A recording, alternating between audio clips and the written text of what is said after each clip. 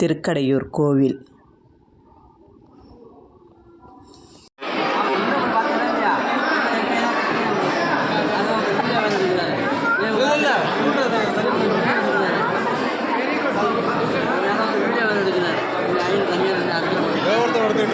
திருக்கடையூர் கோவிலுக்கு நான், அக்கா, மாமா எல்லோரும் போனோம்.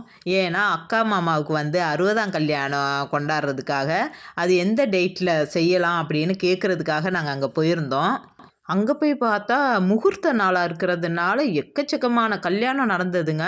பார்க்குறவங்க கழுத்துலலாம் மாலையும் பூவுமாக தான் இருந்தது. என்னடா இப்படி இந்த அளவுக்கு இங்கே இருக்குது அப்படின்னு பார்த்தப்ப 60ஆம் கல்யாணம், 90ஆம் கல்யாணம், 80ஆம் கல்யாணம்னு நடக்கிறது இந்த கோயிலில் தான்னுட்டு நிறையா பேர் அங்கே கல்யாணம் பண்ணிகிட்டு இருந்தாங்க. அந்த கல்யாணம்லாம் நடந்து நாங்கள் பார்த்துட்டு வரும்போது ஒரு பாட்டி தாத்தாவும் உட்காந்து நிறைய பேரை ஆசீர்வாதம் பண்ணிகிட்டு இருந்தாங்க. நான் 60ஆம் கல்யாணம் பார்த்துருக்கேன். ஆனால் 90ஆவது கல்யாணம் இப்போ தான் நான் பார்க்குறேங்க. நல்ல வயசானவங்க. அவங்க 2 பேரும் கல்யாணம் பண்ணிவிட்டு அங்கே உட்காந்து நிறையா பேர்த்த ஆசீர்வாதம் பண்ணுறாங்க.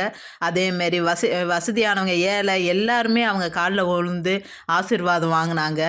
நானும் அவங்க காலில் விழுந்து ஆசீர்வாதம் வாங்கினேங்க. இதுக்கெல்லாம் நம்மளும் கொடுத்து வச்சுருக்கணும். இந்த அளவுக்கு நல்லா வாழ்ந்தவங்க காலில் தொட்டு கும்பிட்றதுக்கும்.